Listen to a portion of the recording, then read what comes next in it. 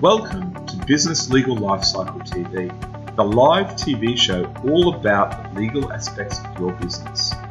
We've designed this TV show to educate you in simple to understand plain English ways for complex legal terms, to help you understand why you undertake certain legal aspects of your business, and to help you develop a plan for the future success of your business. Did you know that any business owner is on average 7 months away from losing everything? And that is the average time that it takes for a successful business to fold when an aspect of their business is not set up correctly. Have you ever wanted to get legal advice but didn't understand what was going on? And do you feel like there's a divide between lawyers and their clients? If that's so, then this TV show is for you. We've designed the show to empower you and your business with the knowledge and tools to help ensure that those problems that so many businesses encounter don't happen to you. Business Legal Lifecycle TV delivers a twice-weekly show focusing on the legal aspects of your business. At lunchtime on Mondays, we present Fast Fix Monday, a quick 5 to 10 minute show to give you some actionable steps to consider for this week in your business. And at lunchtime on Wednesdays, we present our in-depth show. It's generally between 30 minutes to an hour to go through the complicated legal aspects of your business in a simple to understand and plain English way. That can be through educational pieces or interviews with experts in the fields. We welcome you to Business Legal Lifecycle TV, and here's our show.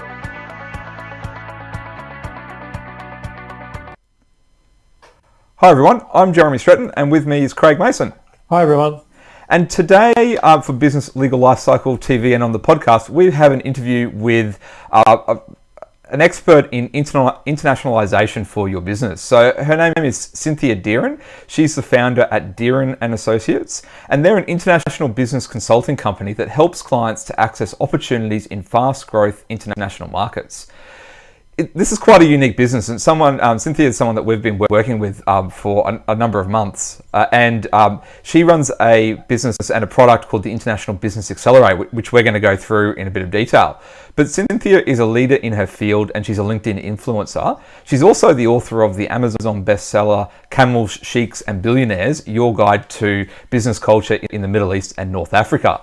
Now, I pre-recorded this last week, so that's why if you're watching this on the TV, I'm wearing a different shirt to when I was when I did the interview. But I think it's a really interesting chat. If you have questions as we're going, please post them either on Facebook or email me at lifecycle@jeremystretton.com, and we can answer them and get Cynthia to answer them. Craig, anything you wanted to add before we kick in? I think, look, expansion, which is obviously this month's theme, is a really important one. But when you're talking about international, you've got to think about some other things that you may not need to think about when you're expanding into local markets. So definitely something where you need to get some advice and consultants on board like Cythia or other people like Cythia, because international expansion, there are some different things in there that you may not appreciate, cultural things, those sorts of things. You don't want to go out and expand and then realise that what you've done is going to go against a particular country's cultural beliefs and those sorts of things. So pretty important to get right, because it's going to cost a lot of money if you get it wrong. So, we think it's pretty important. Obviously, with the markets as they are now, international expansion is something that is on a lot of people, businesses' horizon. So definitely get the advice and talk to the right people before you do it, I think is all I wanted to say about this, Jeremy. I think, let's run the interview. All right, great. Well, look, everyone, please enjoy the interview. And as I said, feel free to ask questions and we'll answer them as we go. We'll transition over now. Welcome, Cynthia, to Business Legal Lifecycle TV and our podcast. Hi, Jeremy. It's great to be on the show. Thanks for having me. No problems. Well, let's kick into it. So let's start the first topic about you and your business. So tell us a bit about your history. How did you get into the consulting business? That is a really interesting question. If you had asked me 20 years ago whether I would be doing what I'm doing today, I would definitely have said no. If we go back in time a little way, I had only ever wanted to be a diplomat since I was 12 years old. And so when I was finishing up school, if you'd asked me what I was going to do, I would have said to you, I am going to be a diplomat. So I went through law school. I applied to go to the Australian Department of Foreign Affairs and Trade, and weirdly enough, I was accepted. So I went off and started to learn how to be a diplomat, and I stayed with Foreign Affairs and Trade for 5 years. For my sins, I got sent to Egypt to learn Arabic, and then I got posted off to the Gulf, so to Abu Dhabi in the United Arab Emirates to be specific, and also to Qatar. And that was not at all what I'd had in mind when I was thinking about being a diplomat all those years before. I was thinking, I might get posted to Paris or maybe to Tokyo or something like that. But no, I got posted off to the Arab world. So I spent a few years doing that. I went off and did a Master of Middle East Politics.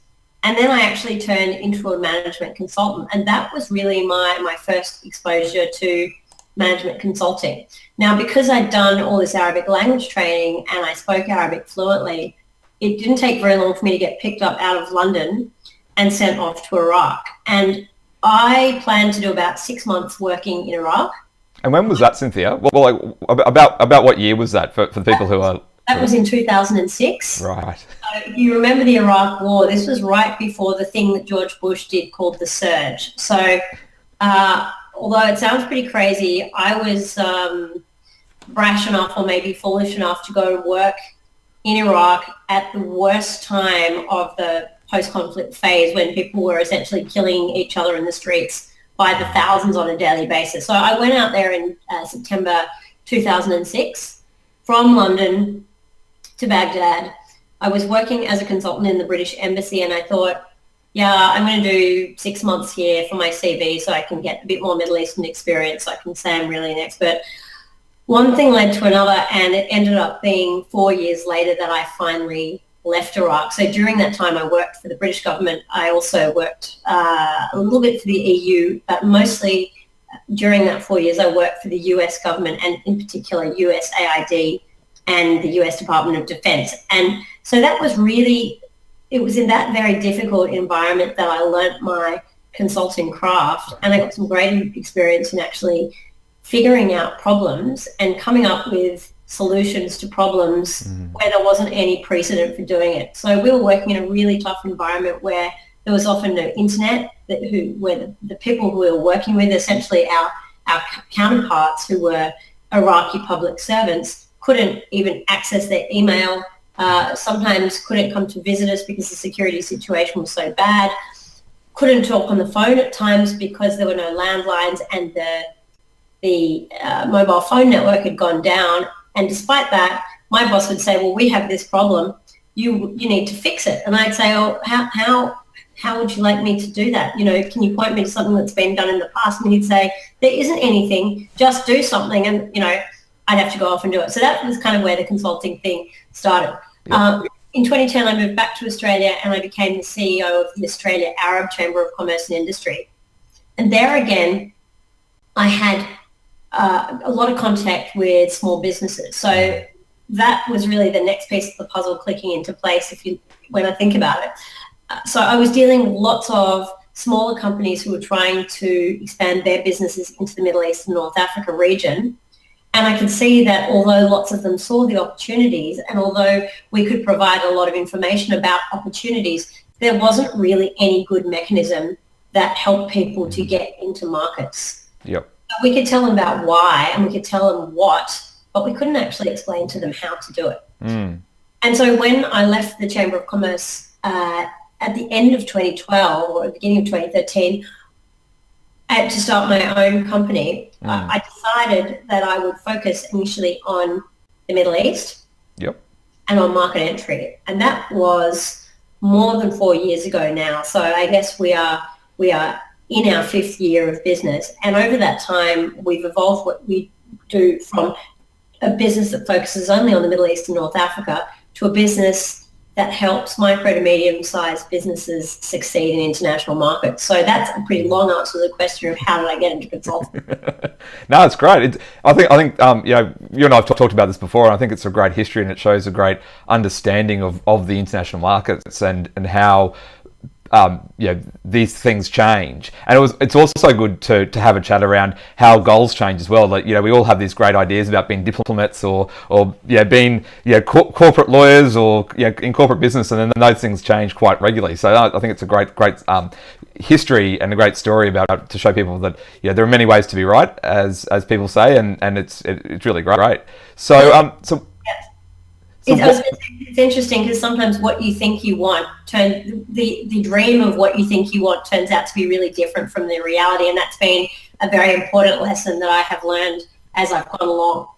It's we've both got small children. It's something that hopefully they can learn, that learn from our mistakes, that you do change your mind, don't you, along the way. Absolutely.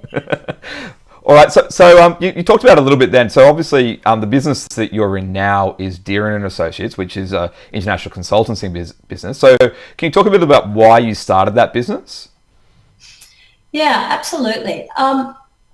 One of the things that I only remembered when I was starting the business was that some years previously I had said I will have my own company by the time I was 35. And somewhere along the way, with all the stuff about being a diplomat and being in management consulting and having a fairly turbulent life, because my life as a result of living abroad for more than a decade was very, very turbulent across a lot of areas. And so your brain can only cope with so much information when you have a turbulent life. And somehow this idea of having my own company had gotten pushed to the back and nearly fallen out, but it was rolling around a dusty old filing cabinet in the back of my mind somewhere. And I suddenly said, oh my gosh, I said I was going to have a company by the time I was 25. I'm only just 36. So I nearly actually got there. So that was one motivation. Yep. I think when I think back to what I was like as a child and what interested me as a kid, I was always really interested in businesses. Okay. I come from a family where one side of my family in particular has all been about small business. And in that sense, I'm a third generation small business owner. Wow. Okay. Although my parents never pushed me towards small business. In fact, they really pushed me in the opposite direction. They pushed me towards things like law. But apparently it's, whatever's in the blood is very strong, because, this came out again. My first business experience was as a 4-year-old, where we had a tree full of oranges in our back garden. And I stripped the tree of oranges and then told my mother I was taking them down to the road at the front of the house to sell them. And she looked at me with pity because she didn't think I would be able to sell any, because I'm sure they were pretty bitter or tart oranges. I came back about an hour later and said, I've sold all the oranges. Here's $4. Now, back in 1980, $4 was an awful lot of money. So I was pretty pleased. So I think there's been something, deep within me that's been very interested in business and business problems. The other part of it is that I've always been really interested ever since I was small in things that are international. So I started learning languages at a young age. My parents took me abroad for several months when I was about 12. We went to Singapore, we went to Russia, which was still a communist country. We spent a lot of time in the UK. So I had a very prolonged exposure, I guess, to being abroad at an early age. And I think it's kind of a fusion of those two things on one level. At another level, if I'm, perfectly honest about it, when I came back to Australia, despite having worked in all these really high-powered jobs in dangerous situations, I found it very, very difficult to find a job that I wanted to do where the job also wanted me. So I could find jobs I looked at and I thought, these are awful. I can't possibly do these. I'm going to be suicidal if I have to do that job. And then I saw some jobs which, when I went to talk to people about them, they said, you don't have any local experience. So I found that coming back to Australia as an expat, as somebody who'd been expatriated for a lot of time, it was very hard to fit back in. Yep. So, I ended up deciding that I would make my own thing, because I wanted something that I liked. I wanted something where I could do something cutting edge. I wanted to do something where I could make a contribution. I wanted to do something where I could actually use my skills. And that was against the background of having made an enormous investment in learning Arabic and learning French as well, both of which I speak, not wanting to waste those things that I poured so many years into, and just being able to use all that experience that I'd picked up overseas and transmit it to people back at home. That's excellent. Yeah, it's interesting, isn't it? Like, in my family, we didn't go traveling ever when I was younger overseas. And it wasn't till my sister moved overseas, and then I started traveling to go and visit her, and then I caught the bug as well. So it's interesting, the different mindsets people have. But that's really great. Yeah, I think it's often that way. I mean, I was the first person in my family to move abroad at a young age. So I moved to France as a 21-year-old. That was something I had to do for university. So I spent a year there. And then it kind of just went on from there. Now, that was a bit weird for me because I was naturally somebody who preferred to stay at home. So it was absolutely a terrifying experience. But it's pretty odd how the things that you do when you are young shape you for the rest of your life. So I went from being somebody who was terrified to leave home to somebody who stayed away for more than a decade and then, only came home when I got desperately homesick. And I guess it's marked me because I have stayed really strongly connected to things international ever since that time. Yep. And my little sister followed in my footsteps, and she's recently come back to Australia after spending 7 years in the UK. Right. Okay. Yeah. It's a popular destination, isn't it? It is a popular destination. Excellent. So obviously you've had a lot of experience in the industry, working overseas and all the rest of it. So how do you think that's helped you to really generate the kind of business that you're in now and be able to help clients who are looking at international expansion and those kind of areas? I think a lot of it is, it's a few things. It's the background. So it's the actual experience of seeing it done. Mm-hmm. It's an understanding of the problems that small business owners have. And so I have seen that as a CEO of a Chamber of Commerce, but also, as a small business owner, you get very in tune with problems that small businesses suffer from. And I think, it's probably also linked to having this experience that I mentioned before in Iraq, where I was just forced to come up with stuff on the spot. Right. So that has helped me learn to be very innovative, and it's taught me that, if you need to, if it's a matter of necessity, you will find a solution, you will come up with something. And I think that's a helpful thing to be able to transmit to people that you work with. So, it's good for our clients because we can actually inspire them and teach them that, okay, you've come up against a situation about which you know practically nothing, i.e. international business. You want to take your business international. You're not sure how to do it. You need to know how to do it. We'll make a solution. Yep. Even if there's nothing that we've seen or that you've seen that exactly fits the box of the situation that you're facing, that's okay. We'll go out and we'll think about it. We'll use the frameworks that we know about. We'll do extra research. We'll innovate, and we'll come up with something that works for you. Yeah, I think that's a good point, that people don't know what they don't know, and often they are confused by that. And so having that experience and having that skill set where you've had to in the past actually learn how to problem solve. I had that same skill when I was as a young lawyer. I was just basically thrown in the deep end and told figure it out with no assistance. And it's amazing the skills that you learn. Whilst you hate it at the time, the skills that you learn for later in life are quite amazing. Now, there's probably a better way of doing it, but the skills that you learn in doing that and doing it yourself and figuring out those problems are very handy in later life, aren't they? Look, I think it teaches you that you don't need to be frightened if you don't know the answer straight away. Yes. And absolutely.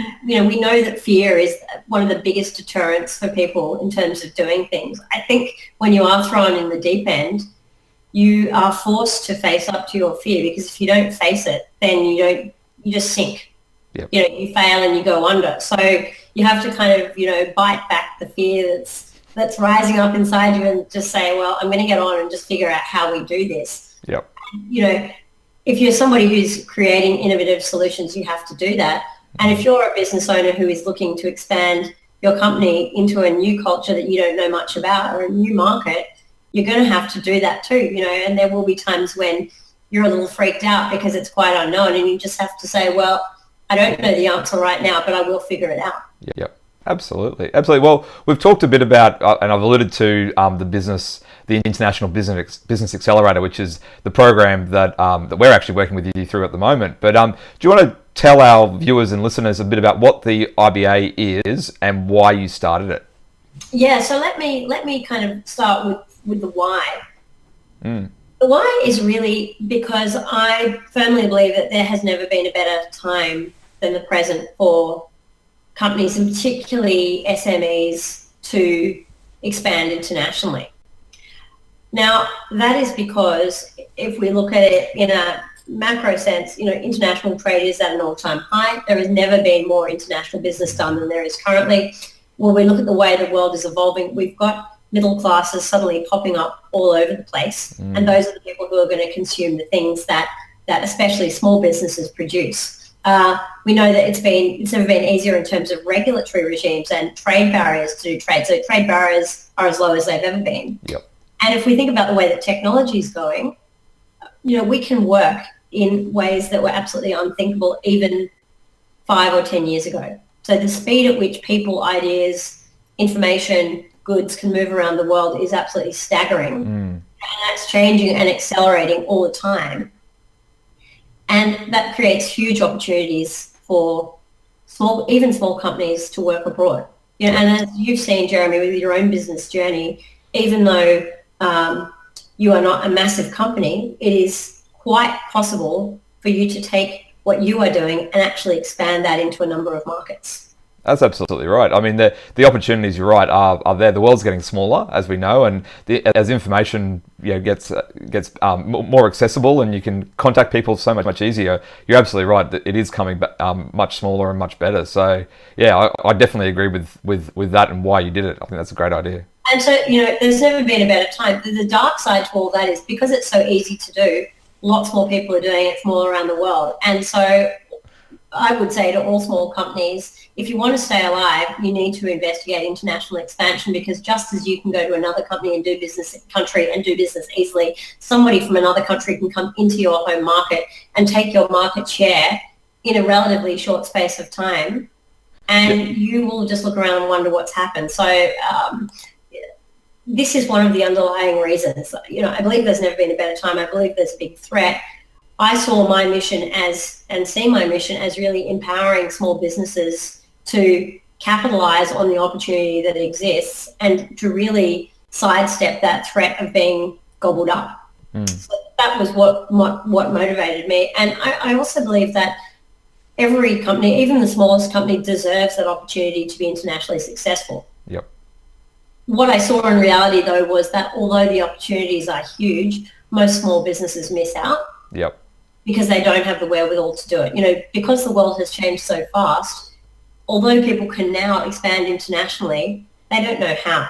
Yes. And there is very little out there in the way of end-to-end solutions for little companies that want to go out and take on the world. Absolutely. Well, there's really no other solution, is there? I mean, you can muddle through it and figure it out yourself, but that's when you cause problems and when problems occur. So you're better off getting advice from someone who knows what they know. Well, we know that you get a much better result if you do it in a structured fashion. We know that if you have a strategy, it makes it a lot faster and a lot less expensive, and it lets you maximize your return on investment in a way that you just can't do if you learn through the trial and error method. Yep, great. I think that's great for the why you started it. I think that's a great reason, and I think it's very good. So what about what it is? So do you want to tell people about what the program is all about? What it is it's an end-to-end solution to help companies through their international journey. So it is a training and coaching program that we do, and it's also a community. And what we say about the International Business Accelerator is it's a program that has 3 components. It has skills and knowledge, it has accountability, and it has community. And I'll talk a little bit about each of those. So in the skills and knowledge part, we basically take you through everything that you will need to know in order to launch your company into another market, starting with, is your company actually ready to do this? Right through to let's pull together everything that we've done into a plan that we can see in black and white on a page. In the middle, we talk about things like how to choose the right market and what you need to know to do that. Yep. How you're going to go to market, how you'll address the cultural differences that crop up when you go to the new market, what your ideal client looks like in the new country that you're going to, because we know it's usually not exactly the same as the person you work with at home, Yep. what the competitive landscape looks like, what regulatory hurdles you're going to have to go through and jump over and conquer. How much is it going to cost for you to expand internationally, and how are you going to fund that? So these are all the things that we touch on in the skills and knowledge part.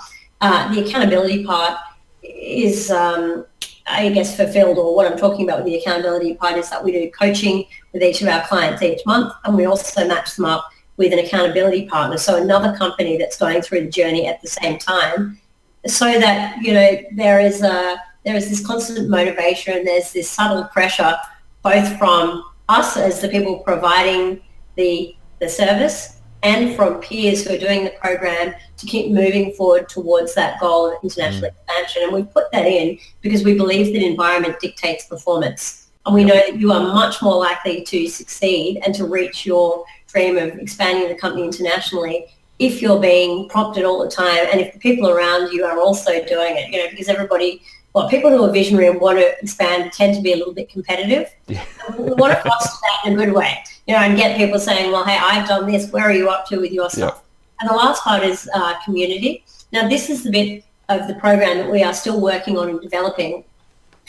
We create community, you know, in the way that we put the program together, where we run classes. We have a closed Facebook group. From 2018, we're going to start running physical events, because at the moment our entire program is delivered virtually. And we want to give the people on the program the chance to get to know each other better. Now, it's hard to get to know people if you ever only see them through a screen. So in 2018, we are going to be starting to run little retreats for people who are on the program to get together with other members of the International Business Accelerator, exchange ideas, brainstorm strategies, and really just encourage each other.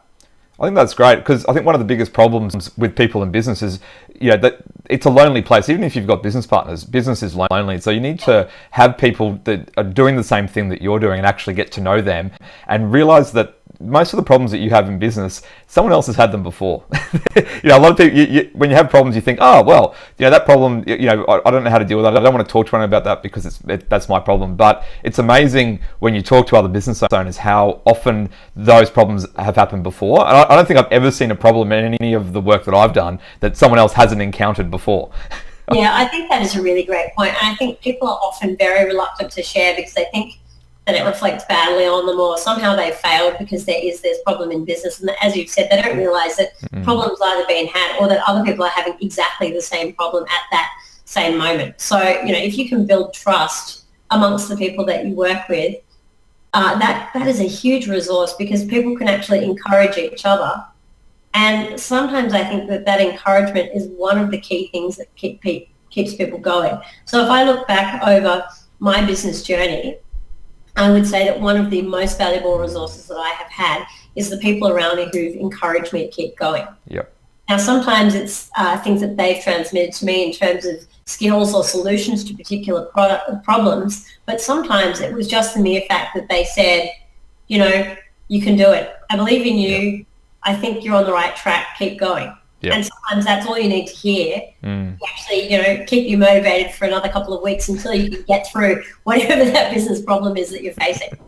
Absolutely. Well, I think that's great. So obviously, you know, your ideal client, you've obviously thought about your ideal client, and so I wanted to just go through the type of business and who it can actually help, because obviously international expansion, you know, whilst we say, you know, every business could potentially expand, who are the real people that it does help, and I guess what kind of businesses are suited to expanding internationally? Sure. So let me start by saying this. Most types of businesses can expand internationally. So you can be a goods business or you can be a services business. One of the things which is going to determine how successful you are is whether there is something about you that makes you different or special. And let me kind of illustrate that by giving you the counterfactual. If you are based in Australia, which is a country with a very high cost of production, and you make widgets and you try and sell them to a market where widgets already exist, like, for example, China, where the cost of production is a fraction of what it is here, and those widgets are, for all intents and purposes, exactly the same, you are probably not going to go very well. Yep. But if you are making something that is already very well received in your home country and it is in some way different or special or fills a need, can compete with something in another market or fills a gap where that product or service is not being provided, then there is a reasonable likelihood that you are actually going to be able to make that work. Yep. That would be my first point. It's not, well, you can only go if you're in tech, or you can only go if you're in food production or agri-innovation. If you're creative about it, most kinds of businesses can be expanded internationally. Now, in terms of stage of business, if somebody came to me and said, we started our business last week and now I'd like to do the International Business Accelerator, I would probably tell them no. At the least, I would really discourage them from getting started that early. Because when you expand internationally, it puts a little bit of extra pressure on you. So it stretches you in a few more directions. And if you are right at the start of your business, it's probably a little too early. Yep. That said, one of the clients who we work with who has been most successful in our program so far has only been in operation for about 2.5 years. So he joined our program when their company had been running 2 years. Yep. He had his first international client 4 months after joining the program. So you can do it as an early stage business, but I wouldn't do it, the very same day that you start up. The exception I would make to that is if you had a startup running, and you were a few months in and you were lucky enough to have an investor and you were well funded so that you weren't stressed about cash, then you could do it. But the reason I say that is, again, international expansion is not a free of charge exercise. So you are going to incur some costs along the way. It might take you a couple of years to realize that. So if you are not already turning over a decent amount of money in the business, there has to be some other source of income that can help you fund it. Otherwise, you just can't get that far. So the points are really, you need to have a company that does something a little unique, or does it better than somebody else, or does it at way less cost than somebody else. You need to have enough money so that you can, keep functioning effectively and not be totally stressed out while you expand internationally. In terms of size of company, we work with companies that have from 1 to about 10 employees. Yep. As we go on, I see our real sweet spot as companies that have between 5 and 50 employees. And I say that because I think those companies have enough wherewithal with the right guidance to expand successfully and rapidly. When you're very, very small, it's harder because there are not as many hands to push that process forward. When you're a little bit larger, you have the hands, but you don't have the expertise. But that said, we do work with companies where there is only one principal and a couple of additional staff. So, you don't need to think that just because you are very small, you can't do it. Yep. Great. All right. So what about some examples of mistakes that you've seen business owners make? Because obviously, people watching this or listening to this are probably thinking, well, I can probably do this myself. And I think often it's great to see examples of people who have made mistakes and how that they can be prevented if you get some advice. Oh my gosh, Jeremy, we could spend a day on this. Look, I can tell you about some mistakes that people have made, which have led to them succeeding, and then some others where they've made mistakes and they've failed. Let me start with one. Now, I have a client and who we have done work with for a long time, and several years ago he decided that he wanted to expand into a particular part of the world, and he said, could you please set us up a market visit? And I said, we'll call him James for argument's sake. I said, hey, James, I'll set you up a market visit, but there's all this stuff that I think you need to do that backs this up. You need to put in the foundation. You need to do your research. You need to get your strategy right. But I will do the visit for you, and then we'll talk when you come back. So we did the visit. The visit went well. He went off to the market. He met some people. He felt good about it. He came back. A little while later, he came back to me and said, could you organise me another visit? And I said, hey, I really don't want to do that. And why not? And I said, well, when you go up to the market that you've just been to and you run around and you create a lot of momentum and energy, and then you don't back it up with strategy, it doesn't do good things to your business. So it's not good for your reputation. It causes you to burn cash and burn time running around and doing fun international stuff for not much result. And if it doesn't go well, you jeopardize your reputation. And if you don't have your strategy sorted out before you start, you're not going to do as well as if you had actually got a strategy in place. And he went, okay. And I didn't do another visit for him, and he ignored me and went off and did his own thing. Now, fast forward 2.5 years or so, he set up his business in the market. It kind of went okay, but it did not generate him anywhere near the return that he had hoped for. Right. Not sure if they actually lost money or not, but he came away with the impression that in the market that he was operating in, the foreign market, there was not really a market for his service, and that his premium service was not valued. The problem is, though, that recently I met another partner of ours who was telling me about somebody they work with who is in exactly the same sector, who has got a cracking business going in the same market. And I said, that's interesting. My client, James, said he just felt like there was no market for this premium service in this particular country. And the guy I was talking to said, are you crazy?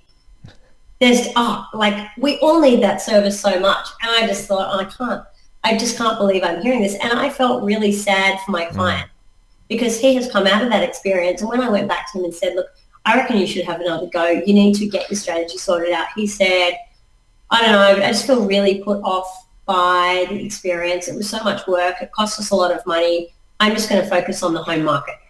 Okay. And that's where he has wound up. Now, all that could have been prevented if he had done his homework at the start. Yeah. And I think that's great. I mean, and I remember when we first started working together, one of the things that you said was don't do this. Don't look at going international just so that you can have trips overseas. Because I've seen that, I've seen that with people that they want to start a business so they can go traveling around the world, and that's not a good reason to start, is it? Well, look, it can be a contributing reason, but the thing is, you're not doing it as a charity. So if you want to travel around the world, we'll travel around the world. Yes. But you don't need to start a business in order to do that. I mean, extra travel around the world is a great collateral benefit if you get a business which allows you to do that. Yep. So, I mean, it's a good reason, but it's not enough of a reason just to do it by yourself. I just want to share another story with you of a guy who has, and I'll use the name and the company for this person because they are actually doing really well. So first I want to tell you about is a guy called Lee Featherby. And Lee runs a company called Powerful Points based in Sydney. So if anybody's listening and they want to look it up, go and research Powerful Points. Now, 2 years ago, it's just on 2 years ago, Lee expanded into China. And after 2 years, they are already profitable in China. Wow. And that is a pretty extraordinary result because, as you know, Jeremy, China is can be quite a tough market to transact business in, and there are a lot of people who've had very unhappy experiences. And, as a rule, if people were tossing up between a number of markets, I would probably not encourage them into China as their very first stop because it's quite challenging. Anyway, Lee has gone into China. He's been profitable after 2 years. And I was talking to him recently and I said, so Lee, if you had known what you know now, what would you have done differently? And he said, oh my gosh, I would have gone to Singapore first. Wow. Okay. So they are now going to Singapore. They've basically done the thing in reverse. And I laughed and I said, hey Lee, I wish you'd spoken to me, 2.5 years ago and you'd asked me, because I would have told you definitely go to Singapore first rather than starting with China, because if you're a small company and you're expanding for the first time, Singapore is an easier market. It's going to be different to where you are already, but it's an easy place for foreign companies to do business. It's a great testing ground. Yeah.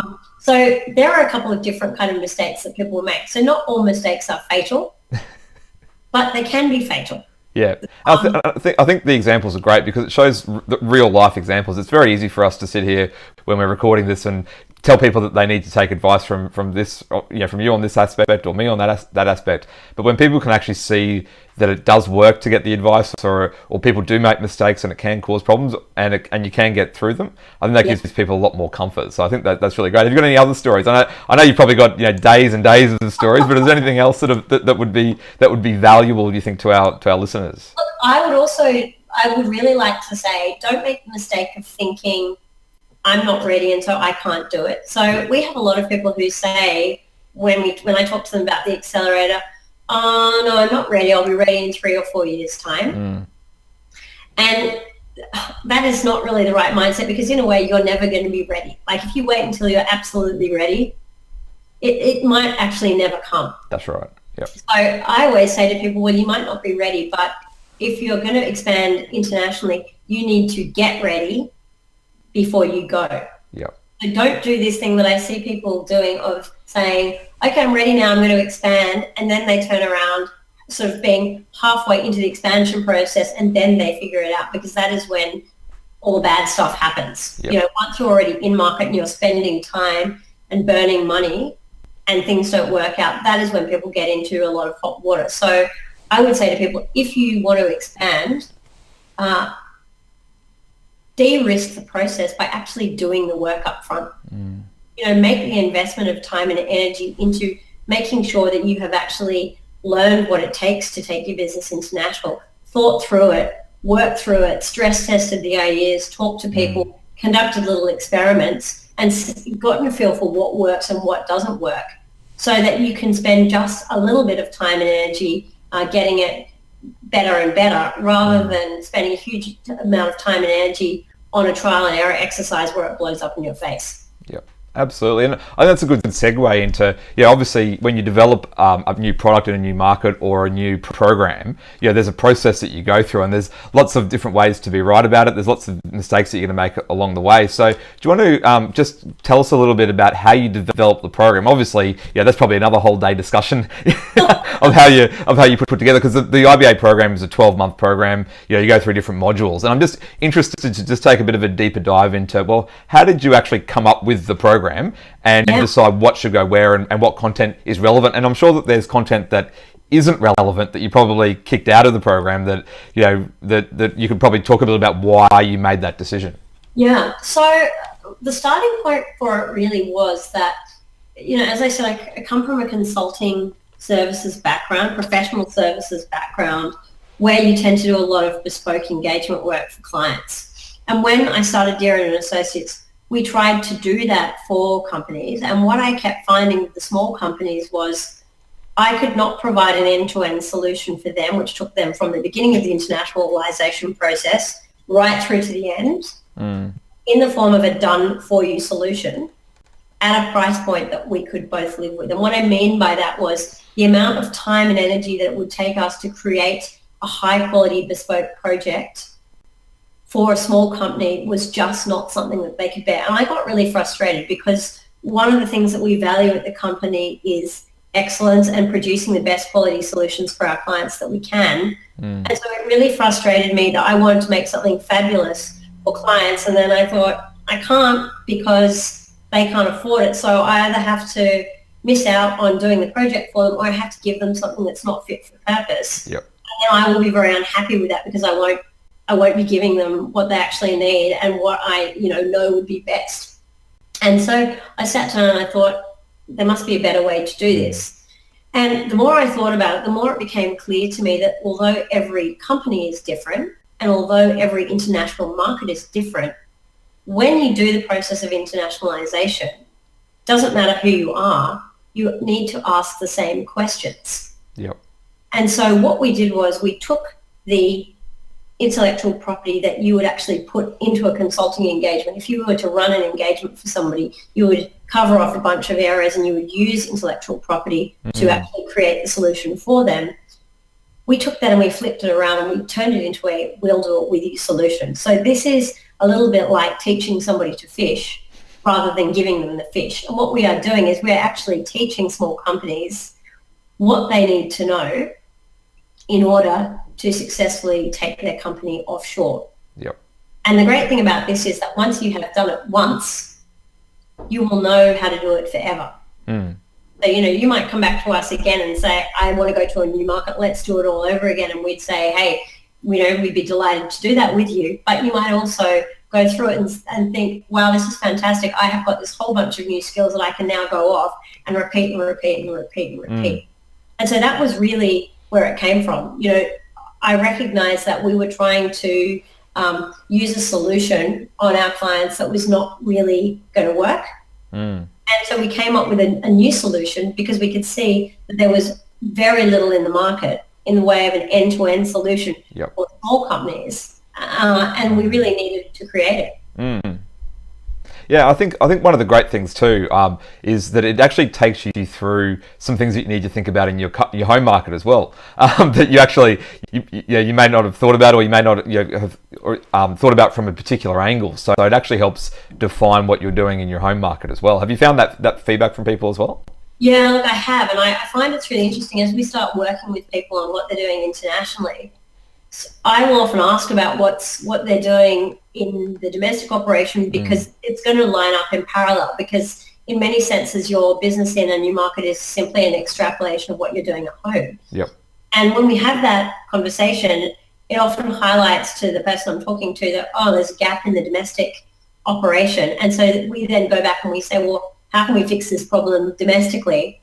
And then we'll move forward and look at how we can actually fix it, how that's going to apply in the international context. Now, if you ask Jeremy about what we do in terms of content, we've basically got 12 modules in the program, and we go through company. So we look at, is your company ready to go to an international market? We look at how do we choose a market? Yep. And then we talk about things like making sure that you can demonstrate that you will be able to make money before you get started. We get people to think about any reasons they wouldn't want to go to market. Yeah. We get them to look at what vehicle they're going to use to go to the new country, because there are, as you said, there are lots of ways to be right, and there are lots of ways that you can take a company to a new market. So you need to think about that kind of stuff. We get people to consider their product and whether their product is going to be right for the place that they're proposing to target. We get them to look at their customer and think about who their ideal client is and how that ideal client is likely to be different from the person who is their ideal client at home. Yep. You see, a big mistake here is that people often think they can just copy paste. Okay, well, the person that I sell vocational education and training to in India is the same as the person I sell it to in Australia. Yeah. It's really the case. So we teach people about that. We get them to look at the competitive field, because another mistake that I see a lot is that people go to a new market and they don't bother to survey the competitive landscape at all. Right, and so they have no real sense of where they fit in and who is coming to gobble them up. And they don't consider that there's probably somebody already in the market selling something slightly similar to what they are proposing to provide. And it's very hard to take clients away from an incumbent competitor who's doing a good job. So we talk about that kind of stuff. We talk about international marketing and how your international marketing strategy needs to be different to your domestic one, because again, the copy-paste approach of, okay, well, Facebook works in Sydney, so it's going to work in, Kuala Lumpur, might not necessarily be true. We talk about funding and financing, so we get people to work through analysing the cost of their business expansion, and then we get them to work out how they're going to pay for it. So that's really good in terms of reducing uncertainty and letting people plan and forecast. We do a module on culture where we get people to understand how important it is to get a grip on the culture that you're going to work with. Because again, and I have so many stories about that, all kinds of horrendous blunders around culture. And if you get it wrong, you can actually destroy your entire business fairly close to the start by accidentally offending somebody and you've no idea that you even caused them any offense. Yep. They're jumping up and down behind the scenes and, you're blissfully unaware. We talk in the last 3 modules about the regulatory side of the equation, so knowing what regulatory hurdles you're going to have to jump. We talk about how to build your global team, because international business is really good fun, but if you have the wrong team, a lot less fun, because as a business owner, it all comes back to you. And then lastly, we talk about strategy and how to pull all of the things that we've learned into a coherent strategy that's documented. And that's super important so that your team is all on the same page, so there can be no doubt about what's been decided in the direction that you're heading in. Also, it's very important if at any stage you want to go out and raise money, to have your strategy down in a form that a potential investor can get his or her head around. Yeah. Absolutely. I think that's all that stuff is just stuff that people don't think about, and if you don't think about it or have someone to show you what to do in a structured way, then you miss out on things. And I think you don't know what you don't know, as I've said before, and you just need to run through that program. I think it's a great idea. And I think as well that the fact of having a program in place as well gives people the idea of to see this kind of information as well. But it's really interesting just to see how you developed it, because I think that's there's lots of people with lots of great knowledge, and it's a matter of getting that out there to the world, and I think that's really great. So we're going to move on from the IBA now, but anything else you wanted to add on that this stage? Only that we use what our clients tell us about the problems they're struggling with to continuously improve the program. Because, I know a lot about international business, the people I work with on the team. So we have a stable of experts we bring in to talk about things. They all know a lot about international business too, but nobody knows it all. So we are on this continuous mission to collect information and skills from as many people as we can, and to be listening to what our clients tell us in terms of what they're struggling with, so that we can improve the program to actually directly address those things. Yeah, excellent. All right, well, that's the International Business Accelerator. We've talked before in the interview a little bit about some of the other stuff that you do, but do you want to tell us about the other products that you have and programs that you have in Dearin and Associates? Sure. So briefly, we do private advisory. So we run the accelerator, but we also work with companies one-to-one to talk about some of the same things, but in a much more bespoke context. So, for example, if you came to me and said, well, look, I'm already in New Zealand, but now I want to tackle Malaysia, and I don't want to do the accelerator because I feel that I'm already across a lot of that, but there are particular areas that I want to work with you on, then we would work with that company one-to-one on a monthly basis, where we would get together and brainstorm the problems that they were having and provide advice. We do bespoke engagement, so we can help people to do market entry. So if you need a local partner in a particular country, or you're looking for a distributor, or even a buyer of goods, we can help to facilitate that. We also do cross-cultural consulting.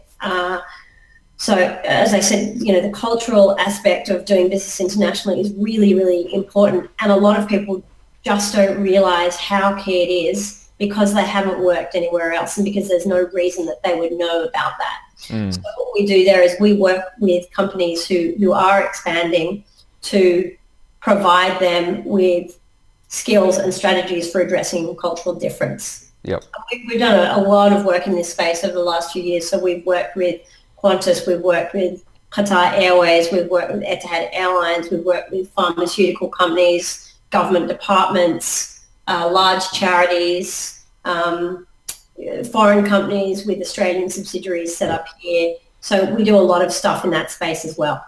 Excellent.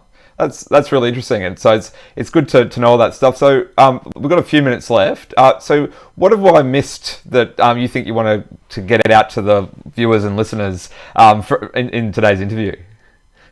Oh, that's a big question, Jeremy. Look, I think I would just like to say, if you are a small company, take a break away from your desk and just get out there and survey the landscape and look for the opportunities. So make sure you take the time to look up and look around, and don't just get trapped on the thing that's right in front of you, because opportunities are whizzing by all the time, and if you're not on the lookout for them, you're going to miss them. I would say don't be afraid to get out and have a try. An international expansion doesn't have to be this one huge, horrible, expensive, irreversible commitment. You can do it in lots of incremental steps, so that it's an enjoyable, exciting process. And I would say definitely don't do it in an ad hoc way. Don't make a decision about expanding internationally because somebody calls you from South Korea and wants to order a pallet of whatever you produce. If you're going to do it on your terms. Make sure you go out and do it in a structured way. Make sure that you choose the market that's going to be best for you. And always ask for help. Talk to people who've done it before. Learn from other people's mistakes. Don't put yourself through the unnecessary pain of going out on a trial and error spree.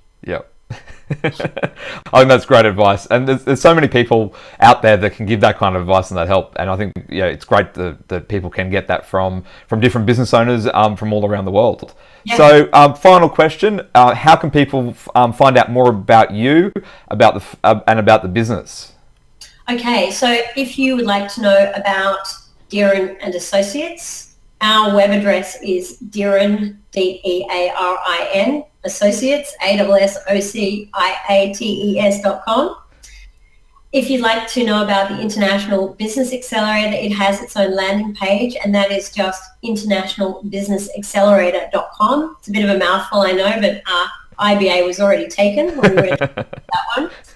You can also hit me up on LinkedIn. So if you just Google Cynthia Dearin, I think my LinkedIn profile pops up somewhere at the top of the page. And we post regularly through LinkedIn. So I write a lot of articles. We put up videos and interviews that my team have run. So there is a free resource there that people can use. And keep an eye out in the next month or two for our new podcast, Business Beyond Borders, where we help you unlock the secrets of international business. I'll be interviewing a whole bunch of people who've been successful at running a business internationally about how they did it, what they suggest we do, and what we should definitely avoid.